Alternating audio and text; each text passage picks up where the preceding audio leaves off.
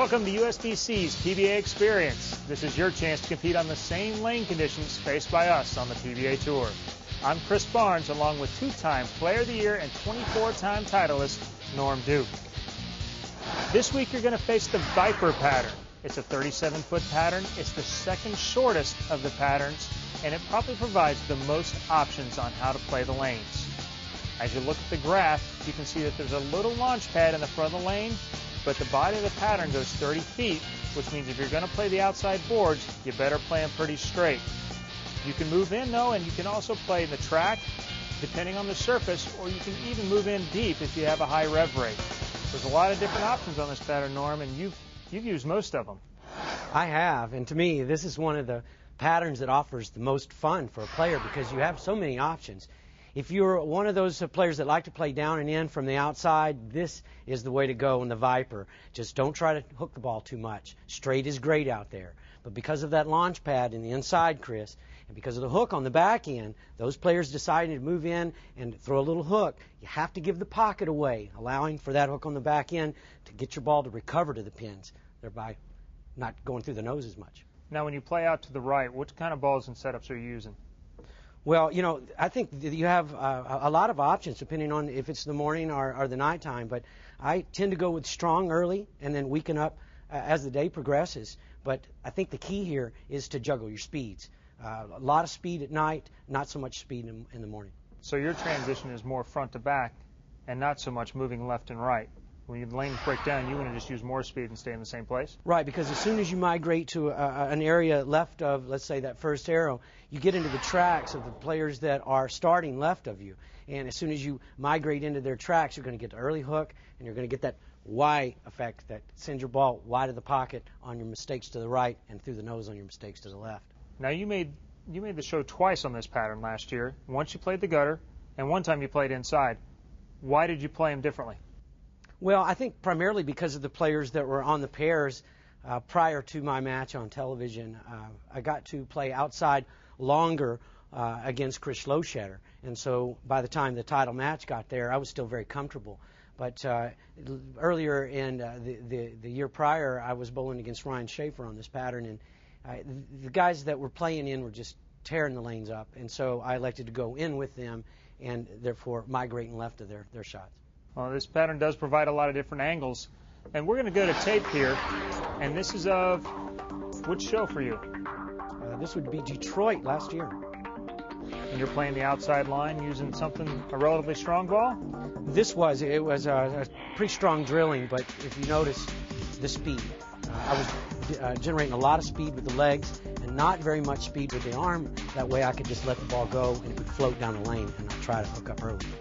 And that last shot was just perfect. This one goes by it a little bit. What was the difference in that shot? Well, this is the thing that you have to guard against when you're throwing the speed is you don't want to try to turn the ball a little early or pump it right because it'll sail on you. Most of your mistakes, when kept left, will hold pocket for you with that much speed. Okay, and this looks like it's probably in the next match, maybe in the final match here against Chris. I probably had to move in a couple of boards here. There I'm playing 7-8 instead of 4-5-6. So. And a little Tommy Jones bird dog. What do you know? Well, I tell you what, those when they come, they sure are fun. Well, Norm, you bowled Chris Lowshatter for the title there, and after the break, he's going to join us to give his perspective on the Viper. Hey, Chris, is this your favorite pattern? It sure is. I love the angles I can play, and it lets me my favorite layout. We'll be right back.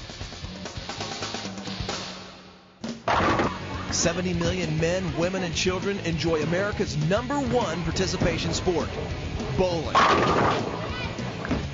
As its governing body, the United States Bowling Congress strives to keep the ball rolling for veteran athletes and new enthusiasts with certified leagues, coaching programs, and innovative equipment testing.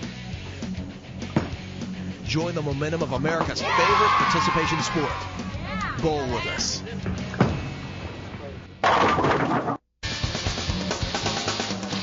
Welcome back. Joining us in our discussion about the Viper pattern is Chris Lowshatter. Chris, how do you prefer to attack this pattern? Well, Chris, I like to start right. I like to use a ball that's pretty smooth and keeps me out of trouble. I like to wait for the oil to carry down, and once that happens, I like to go a ball with a nice skid flip reaction, and I try to move in and open them up, and that's usually when I shoot my big scores. How long do you have to wait for that transition to occur? It can happen pretty quickly. I usually give it about a game and a half to 2 games. I'll just try to grind it out the first game, and then I'll let it go from there after the second game on. And by playing out, where are you talking about? You're talking about 5, 10?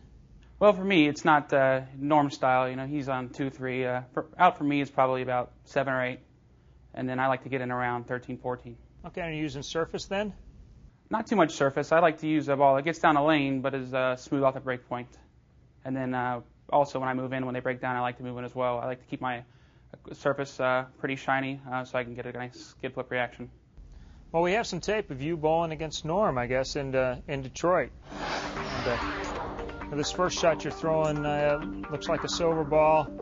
And this one gets by the head pin a little bit for the 210. And kind of goes to what we were talking about earlier. There's lots of different angles, but you have to be matched up to what's going on to really be successful in this pattern. You sure do. That shot was just a little too hard, a little too wide. I didn't get to the skid flip ball early enough, and I paid the price.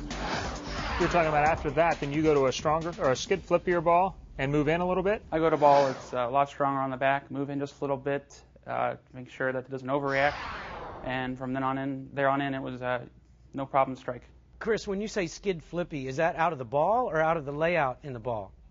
A little bit of both, more out of the layout. I like to go with layouts that will give me a little smoother reaction.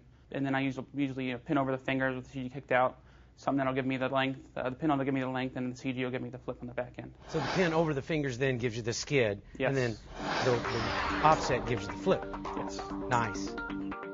Well, that looks like a perfect ball change there. The next 2 shots are both high flush, and you can't draw them up a whole lot better than that. No, I wish I was as quick with my adjustments as he was with his.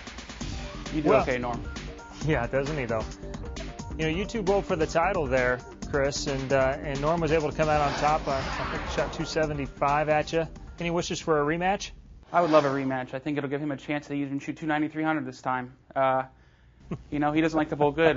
He had to step it up against me last year. Walter wasn't big enough for him. So I'm looking for a rematch. I think maybe I can fire a big game at him this time, give him a little taste of what it feels like. Now, there's a rumor going around, Chris, that sometimes you like to use a dull ball in the beginning and try and help the lanes transition to where you like, which is deeper than that. You're trying to set him up, Chris, is what he's telling me. You're trying to set him up. Well, i.e. the World Championships last year against Brian Voss, much was made of your decision to take a dull ball and basically dictate where Brian Voss is going to play. Worked out really well for you. I'm asking you now, why didn't you do that against me? I was prepared for that type of maneuver. Well, that was the first time I did that, Norm, and I wasn't doing anything to your boy to help him, ruin his line. I don't blame you. I was just setting it up for me, and he made the wrong move. Against you, I was waiting for another 190 in the title match, so I didn't feel I needed to do it. Oh, that's right. I think I bowled 190 against him to win the prior match, so there wasn't any reason to mess my shot up. Definitely not. I see. And we are out of time. For USBC Hall of Famer and 2-time Player of the Year, Norm Duke, and up-and-coming star Chris Loschetter, I'm Chris Barnes. Thanks for joining us, and remember, on the Viper, you can play to your strengths. Enjoy your PBA experience.